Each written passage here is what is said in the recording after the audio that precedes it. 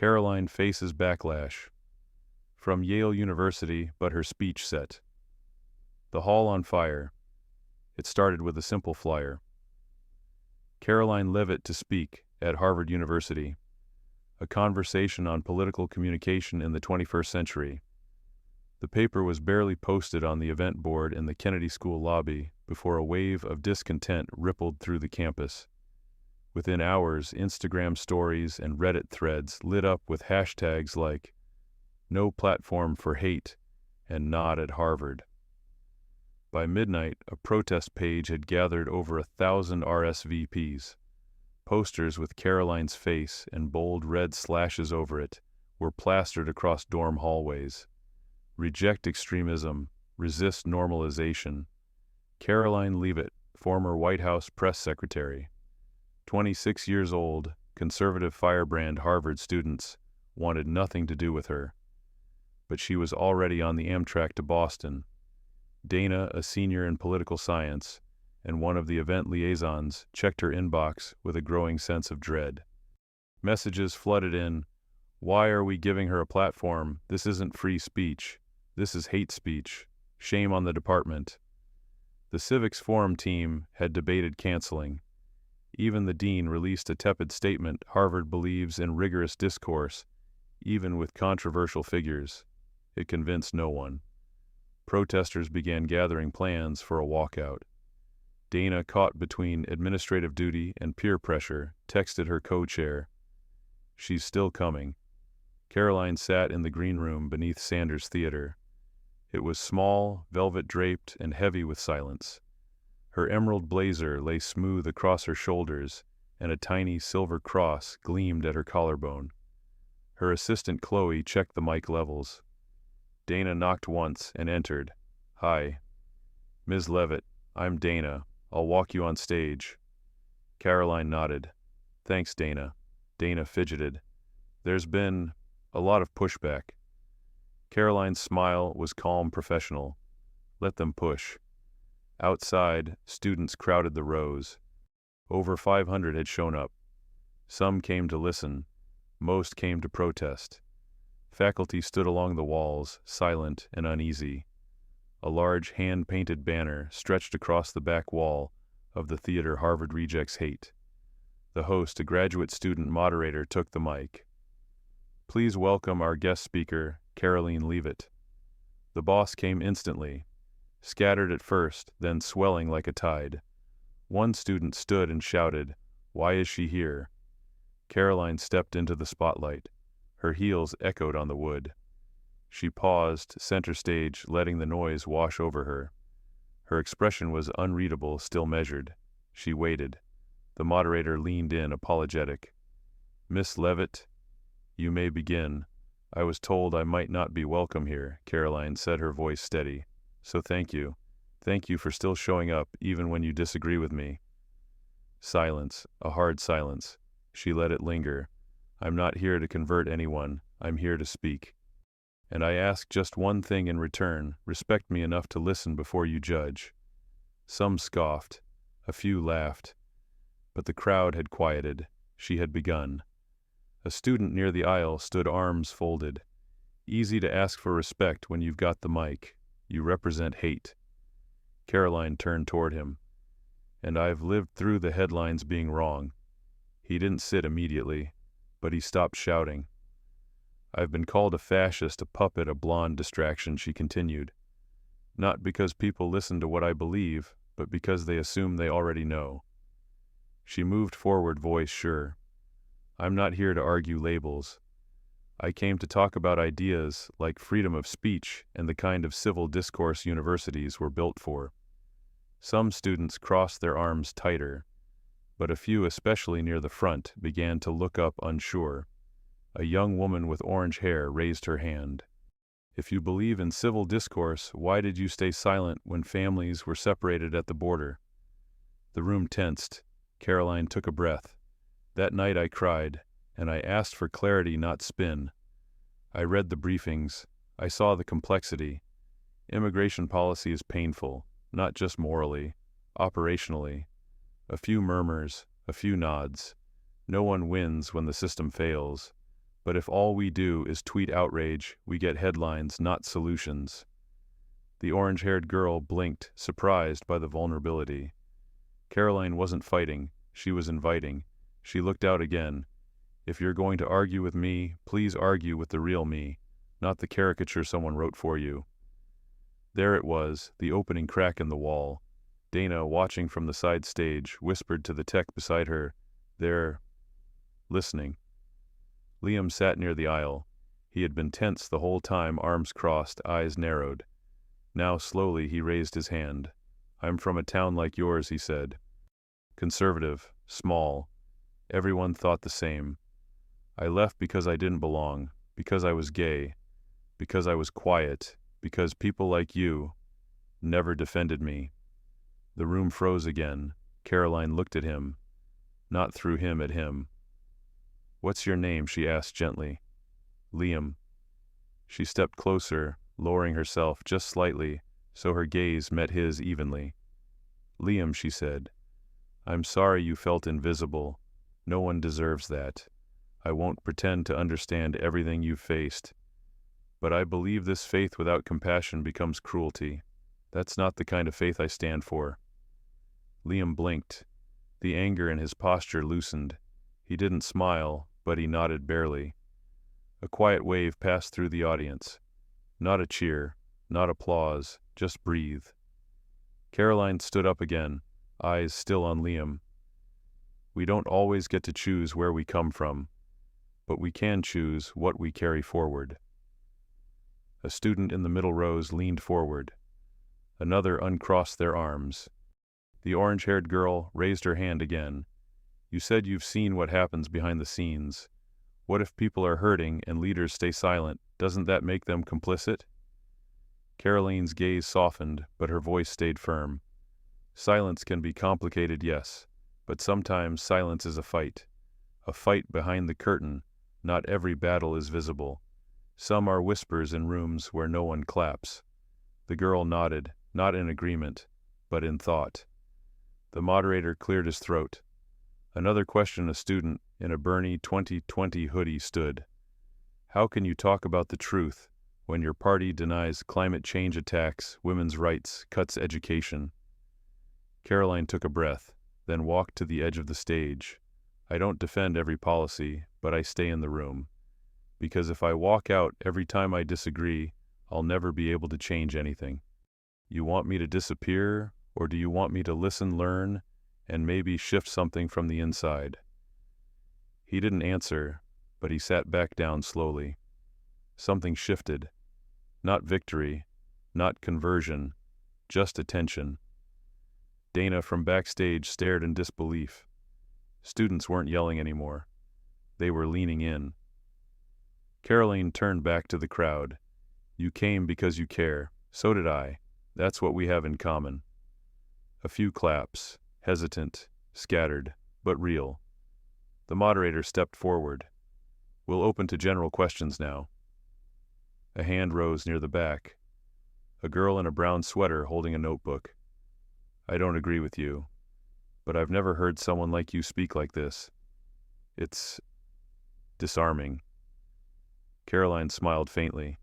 "Because I didn't come here to win. I came to be real. And maybe that's what we're missing." The girl nodded. More claps followed, this time louder. From the side of the auditorium, Liam stood again. He didn't speak. He clapped. Others followed. It wasn't unanimous, but it didn't need to be. It was honest. Karoline stood center stage, not triumphant, but steady. "If all I did tonight was make you think differently about someone like me, then it mattered." She stepped back. The silence that followed was full of thought, not anger. Outside, the protest signs had begun to curl at the edges. Inside, the room had changed. As Karoline stepped off the stage, her mic still warm against her blazer, she didn't smile. She didn't look around to count how many stood, how many clapped, or how many stayed seated with arms stubbornly folded.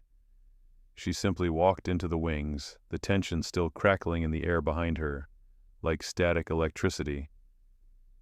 Dana met her backstage, eyes wide-mouthed, slightly open.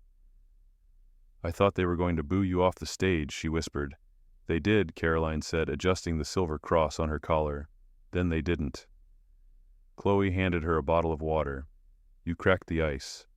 Karoline took a long sip. Now let's see if it melts. Inside the auditorium, the Q&A had shifted. The tone was no longer adversarial, but investigative curious. Students didn't agree with Karoline's stances, but they wanted to understand the person behind them. They asked about the emotional toll of being a young woman in politics, about loneliness, the pressure. She didn't deflect. She described walking into West Wing meetings and being the only woman under 30 in the room. She spoke of the assumptions people made that she had gotten there for her looks, not her skill, that she was only repeating someone else's talking points. I've disagreed with powerful men, she said.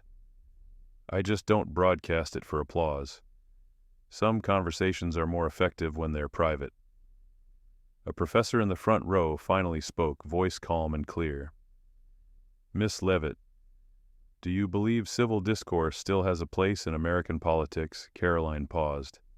Then only if we're brave enough to stop treating disagreement like war. A murmur of assent rippled through the rows. By the time the session ended, the mood had shifted again from silence to applause, to something even rarer, thoughtfulness. Students gathered in small clusters, not around protest signs, but around each other, debating, asking, wondering aloud.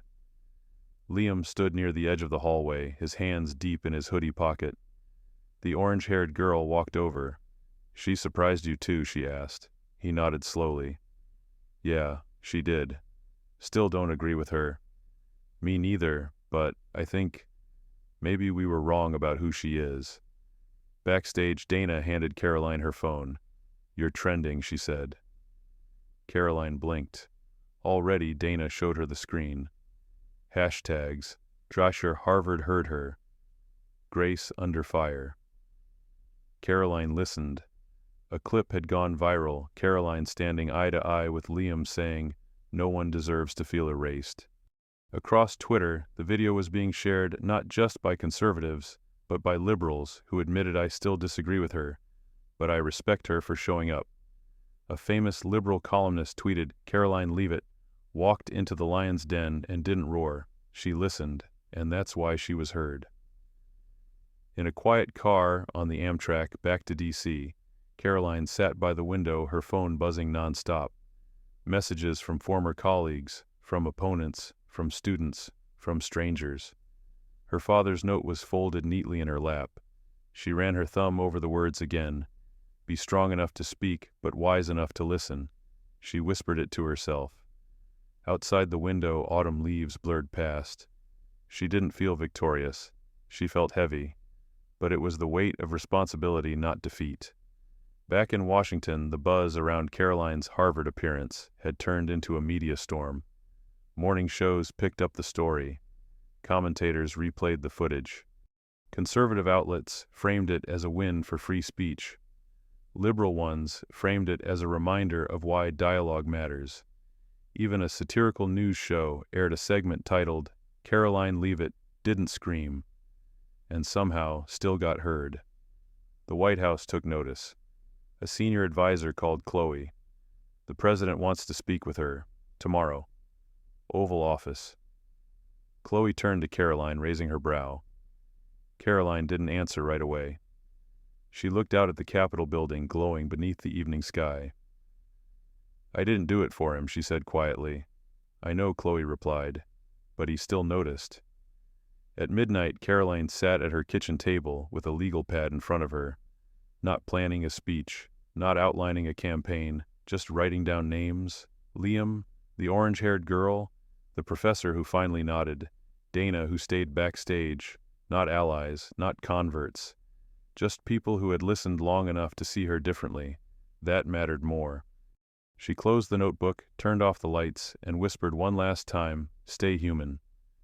The air in D.C. was cooler than expected the next morning, crisp and thin under the early sunlight. Karoline stood outside the West Wing green blazer, creased at the elbows, silver cross glinting in the light. Aides shuffled past her, nodding respectfully but curiously. She had been here before many times, in fact, but never like this. Not as a guest requested by name. An assistant greeted her at the entrance. "He's ready for you," he said. She nodded and stepped inside. The Oval Office was quieter than expected. President Trump stood by the resolute desk, arms crossed, the silent loop of her Harvard appearance playing on a muted screen behind him. The moment where she told Liam, "No one deserves to feel erased." The moment when a hostile room stood up, not in applause, but in respect. He turned when she entered. "You did it," he said simply. Karoline didn't blink. "I didn't win them over. I just made them listen." He grinned. "That's more dangerous." He gestured to a chair. She sat. "They didn't see you coming," he continued. "Young female conservative. They thought you were easy to dismiss." "They still do," she replied. He laughed, but then grew serious. "We want to make this bigger. 5 more campuses. Ivy League, Midwest, West Coast. We want that version of you. Unfiltered." Karoline hesitated. "I don't want to become a symbol," she said. "Not one they can use, or destroy. I want to stay human." Trump nodded slowly. "That's why it works. You don't pretend." She didn't reply right away. Her fingers grazed the edge of the chair. He leaned in. "Tell me the rules," she said finally. "Then tell me where I'm breaking them next." 3 days later, Karoline sat alone in her D.C. apartment. The windows cracked to let the city nosebleed in. She didn't turn on the TV. She didn't need to. Her phone buzzed every few minutes. Requests. Praise, offers, invitations, interviews, speeches, Yale, Berkeley, Michigan, Columbia, Northwestern. Even the international press wanted to feature her. Hashtags were everywhere. Our Gen Z listens, our Karoline challenge, our civil discourse matters. A few detractors tried to drag her down. Clips resurfaced, old tweets rehashed, misquotes spun into headlines. But something was different this time. People didn't immediately buy the smear. They replied with Harvard clips. She showed up, she listened, she didn't shout, she spoke. One message stood out. It was from Liam. Subject: "Thank you." Message: "I still don't agree with you. But I'm glad I stayed. You made me rethink what I thought dialogue could be." Not everyone does that. She read it twice, then wrote back. Subject: "You mattered." Message: "I'm glad you stayed too. We don't need to agree to understand each other. And you taught me more than you know." The first new campus event was set at Columbia University. The student government resisted the invitation at first, threatened a boycott. A protest coalition formed, then splintered. Some students said she shouldn't speak. Others said, "But what if she listens again?" That question made its way through campus, through group chats, through dorm discussions.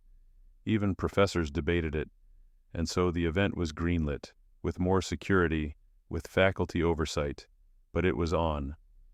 Karoline boarded the train again, this time not alone. Dana had volunteered to join her as part of the university outreach team. "I figured if I'm going to get hate mail for bringing you in," Dana said dryly, "I might as well help make it worth it." Karoline smiled. "Welcome to the fire." The night before Columbia, she sat at a small Italian restaurant in Manhattan eating pasta she barely tasted. Chloe sat across from her scrolling. "CNN wants a follow-up." Karoline nodded absently. "Also, Columbia's journalism school is sending a student crew to film the whole thing." Karoline sighed. "Of course they are." She looked out the window. The city pulsed. People rushed. Cars honked. Lights blinked.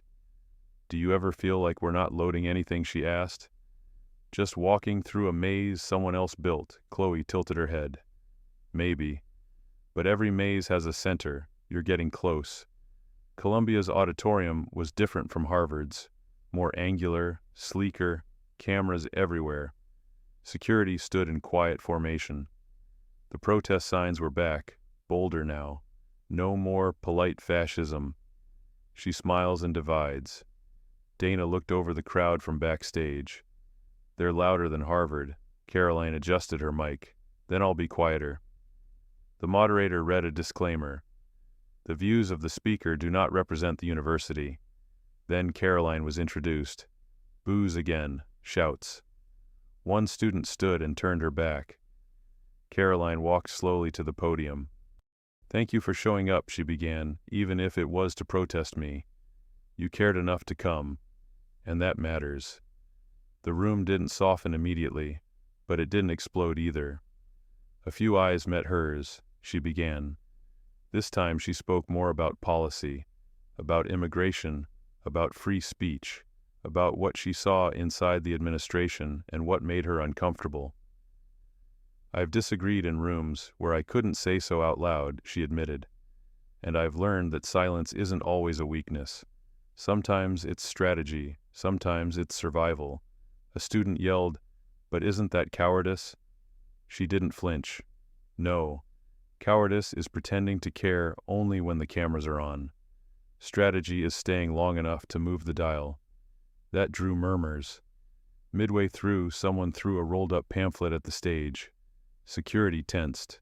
Karoline didn't move. "I'm still here," she said calmly. That line became the next viral clip. Within an hour, the clip hit Twitter. Caption, "I'm still here." Thousands of retweets. Even more shares on Instagram Reels. Liberal students started sharing it with captions like, "I still hate her politics." But that line, that hit. After the event, Karoline returned to her hotel room, drained.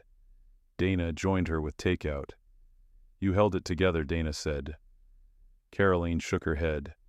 "Barely. That's the point. You didn't fake anything. That's why it's working." Karoline stared at the ceiling. "I wonder how many times I can do this before they stop listening again."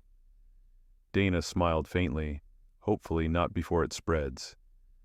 That night, Karoline posted one tweet. No hashtag, no filter. Tweet, "You don't win hearts by yelling louder.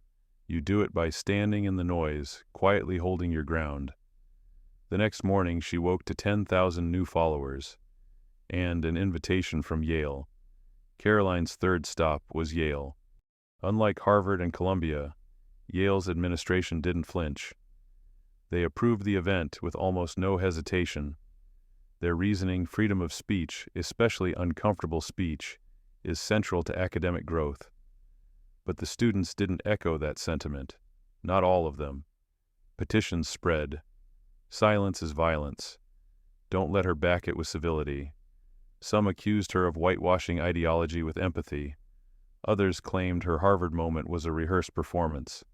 "She's a PR stunt wrapped in pearls." And then the first op-ed dropped. Yale Daily News headline, "Harvard was a fluke. Yale won't be fooled." Karoline read the article over coffee. It dissected her Harvard performance like a courtroom transcript. Every pause, every word, every tear she hadn't shed. Chloe entered the hotel room, holding her phone. "You've got a response video from Columbia students trending. Half positive, half roasting you." Karoline didn't blink. "That's about right." Dana sat on the edge of the bed. "They're painting you as an influencer, not a thinker."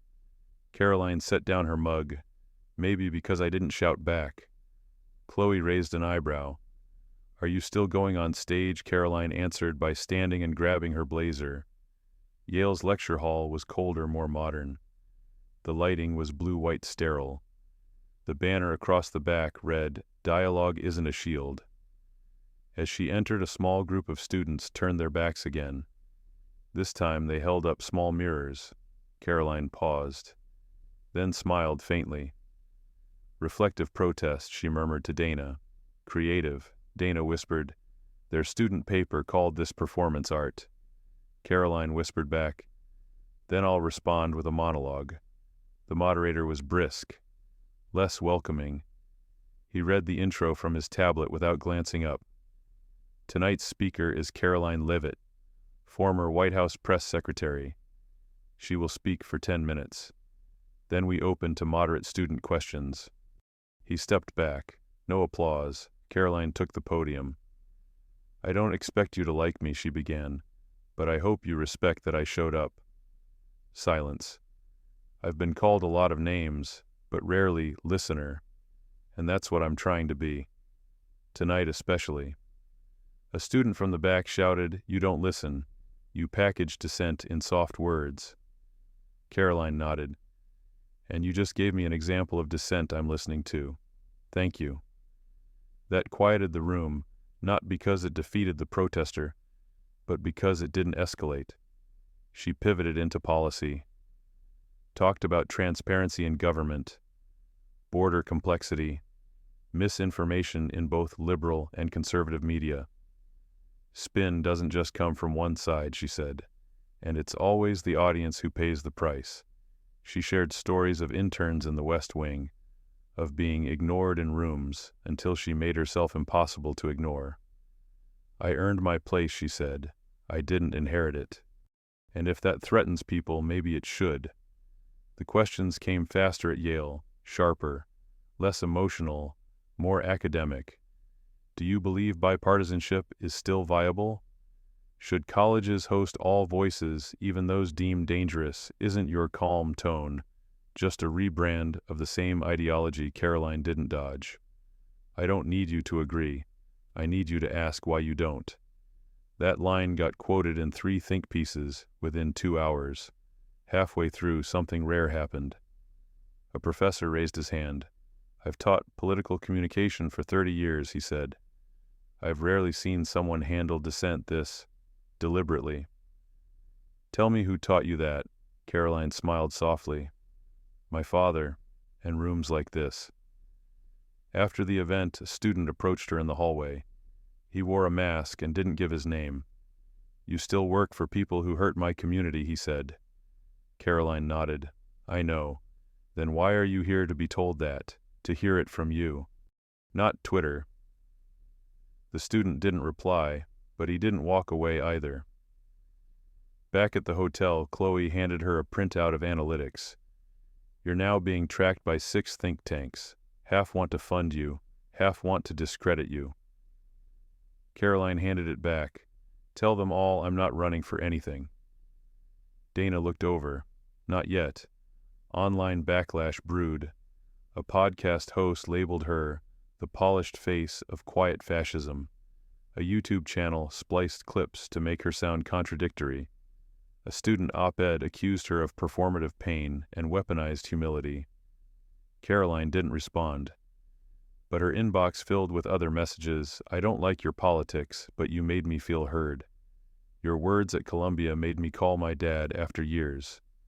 I disagreed with every sentence, but you made me rethink how I disagree." By the end of the week, she had speaking requests from 5 new campuses. International offers followed. A London University, a student alliance in Tel Aviv, an invitation from a women's leadership summit in Nairobi. Karoline sat at her kitchen counter, scrolling through her calendar, coffee in hand.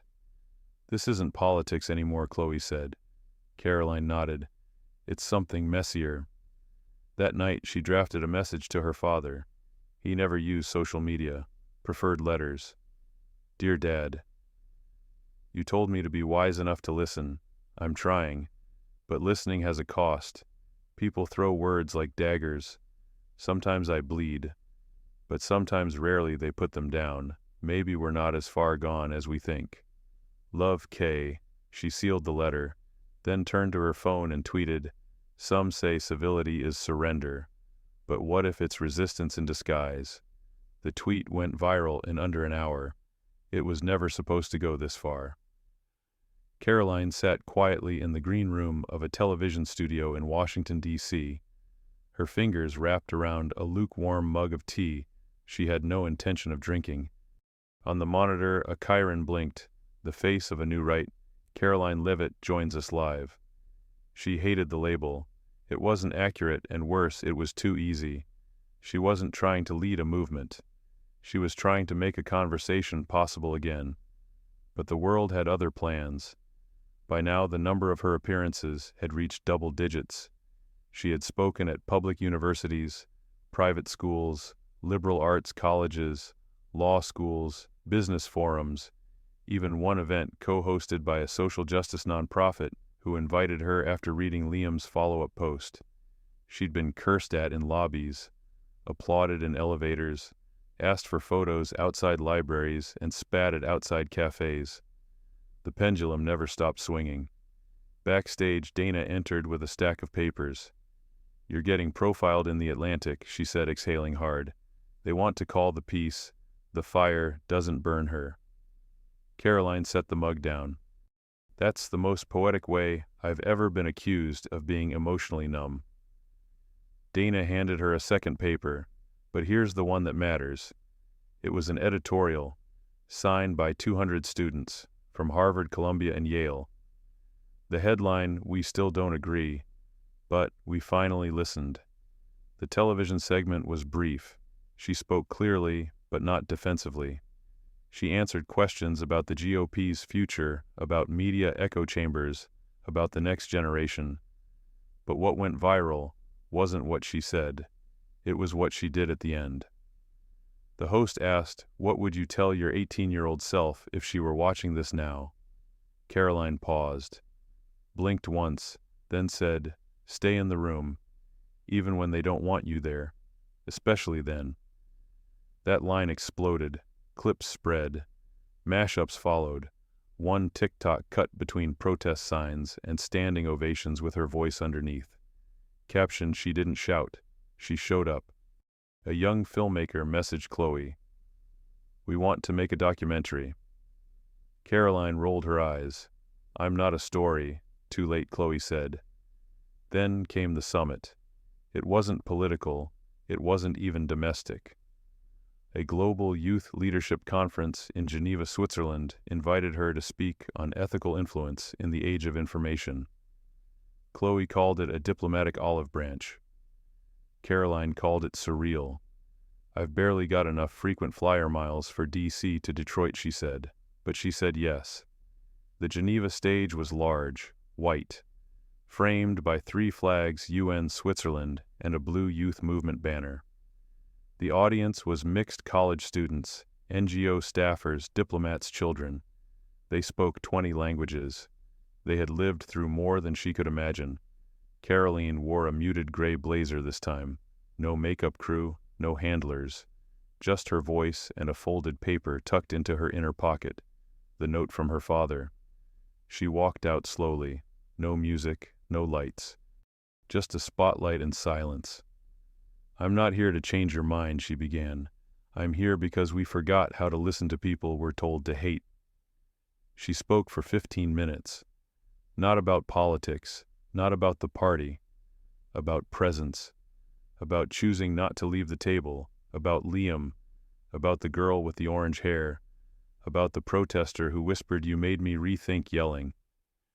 She ended by reading the note. "Be strong enough to speak, wise enough to listen." She folded the paper slowly, "and brave enough to stay when it's easier to walk away." The standing ovation was quiet, no cheers, just chairs sliding back one by one. Karoline didn't smile. She just nodded once, then stepped down. That night in her hotel, she received a message. It was from the orange-haired girl. "I'm working on a thesis now, about what happens when people stop debating caricatures and start facing each other." Karoline wrote back, "Let me know when it's done. I'll read every word." Back in the States, the debate over Karoline's presence continued. Some said she was a smokescreen. Others called her dangerous. A few called her the only person who's made politics feel like a conversation again. Karoline didn't respond to any of it. She had a new rule. Listen more than she answered. She posted one last tweet before turning off her phone for a week. This wasn't about the speech. It was about staying in the room until the yelling became listening, and not leaving even when they hated you for it. That's when things start to change.